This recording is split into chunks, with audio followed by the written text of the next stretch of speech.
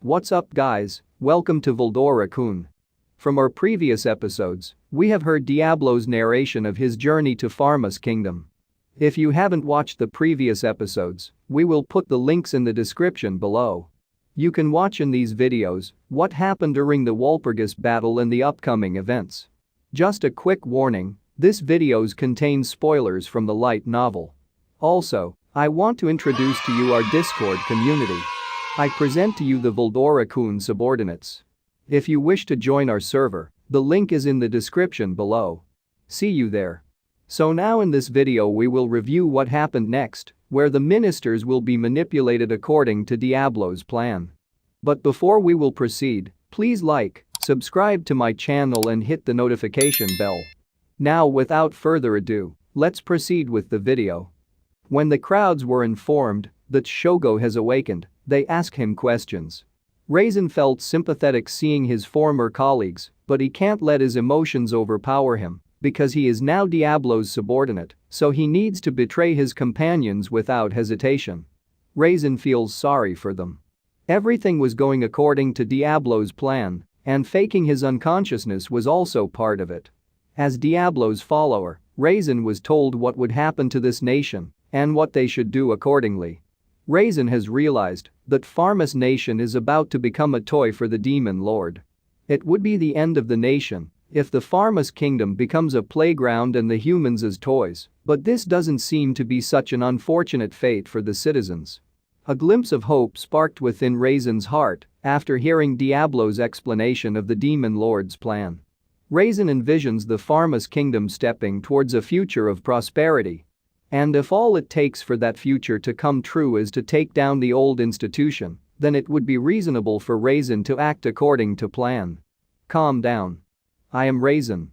I have been protecting the king and was able to escape back to our kingdom with the help of Veldora-sama. Raisin explained his real identity since they all see him as the otherworlder Shogo Taguchi.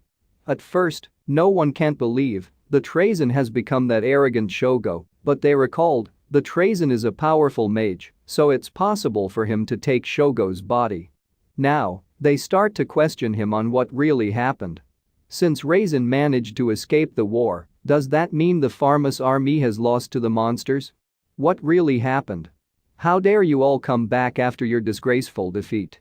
One of the nobles questioned out loud. The nobles were considered as pillars of nation, but in reality they only wished to obtain personal gains through the banner of war. Another commotion occurred from the crowd, yet someone came out and asked for a moment of silence. It's Marquis Muller and he said, "Everyone, please calm down. Let's hear what Raisin-sama has to say." They didn't know that he's also an ally of Raisin and Diablo. Diablo has established contact with Muller with the help of Fuse. Marquis Muller is the branch head of the Freedom Association in Bloomend Kingdom. According to Diablo's plan, Raisin should explain that the hero Yoom has gone to negotiate the exchange of a cure with the leader of the monsters, which would result for an order to the gatekeeper to make preparations to welcome Yoom's party back into the city. Next, Raisin should explain what happened with the Farmus army, and the crowds are shocked when he said, "Storm Dragon Veldora has been revived." Everyone is terrified and confused. How come Veldora was revived when he has been defeated already? Some have been struck by fear and reports to the Western Saints Church to request aid of the Holy Knight Order. Some wants to strike first and others want to evacuate and leave the citizens behind. The commotion stopped when Marquis Muller gave the crowd a shout to shut everyone up. He puts a sense to everyone and said that even if the Knight Order is fine, the result would be the same. It wouldn't help if they panic because that storm dragon is a real ranked catastrophe monster. When the ministers begin to regain their composure, Raisin continues his explanation, what happened on the battlefield. He retells the complete defeat of the Farmus army and the resurrection of Storm Dragon Veldora which led to the disappearance of the entire army. What he said is a made-up lie which was part of the plan. Everyone is speechless until some begin to raise doubts. Someone asked if it is really true that the army has disappeared without a trace. Yes. Our army was fighting those monsters when the dragon of that land was awakened. Raisin said. They responded, what nonsense is this, since the Western Saints Church told them that they've eliminated all the dragons. and Raisin explained that Veldora would disappear for a period of time. However, a true dragon cannot be eliminated. It will eventually be reborn in some corner of the world. And they did not anticipate it would be sooner and revived so nearby. He was then flooded by questions on what happened to other survivors and where is General Fulgen. As what Diablo told him to do, Raisin didn't tell them that the army was killed by the fury of Rimuru, and he covered it up and said that they've gone missing instead. They asked one last time if everyone has really gone missing and if the supply corps behind the front line are okay. Raisin showed a sorrowful look, and everyone understood that none survived. The Night Order has been wiped out. The total number of people missing in action amount to an astounding 20,000. This is a huge loss of life. Even though they are labeled as missing in action, the hope of them returning is zero. They are as good as dead. Everyone now thinks that this has to do with Veldora's revival and the vanished army used as a life sacrifice. This is a false accusation put to Veldora which works in Rimuru's favor.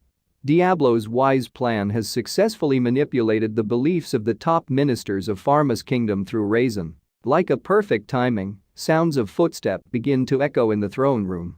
It is Yoom's party. He is with his advisor Myelin, bodyguard Grucius and secretary Romel the mage.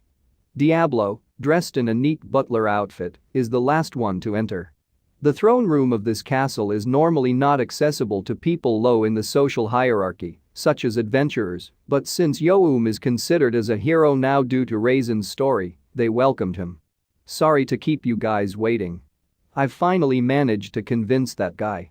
Yoom speaks to Raisin while representing his party. He still couldn't quite change his rude tone and straightforward attitude, but in the eyes of the nobles, his attitude can only be described as brusque, which lead to furious discussion. Who on earth are you? How rude of you to speak in such commoner tone. One of the ministers reprimanded Yoom even when he knows that Yoom's party has arrived with the medicine to cure the king and he's a hero. To this minister, none of these matter because the royal palace is a sacred place. That's why he couldn't stand how rude Yoom's tone was, and this caused Raisin to panic. He panicked because he hasn't able to reveal his plans to the ministers, and this might destroy the plan.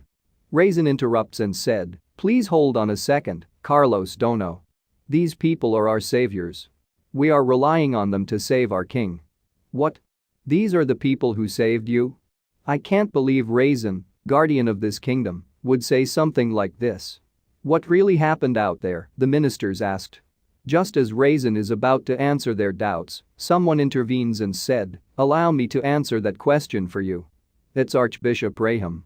He is pretending that his body has just recovered and he came to fill in the gaps of Raisin's story. Then, could you enlighten us about how Raisin-sama's party has been saved? One of the nobles asked. The two armies clashed on the war field and engaged in an intense fight. We were advantageous in terms of number, but those monsters had a better fortified position. The battle was harder fought than we imagined. Also, the storm dragon has revived. According to him, the chaotic aura of the war field was key to Veldora's revival. And as Veldora suddenly emerges on the battlefield, he attacked indiscriminately, and both sides suffered the consequences. Raisin agreed and added, "I was there alongside Rahim-sama.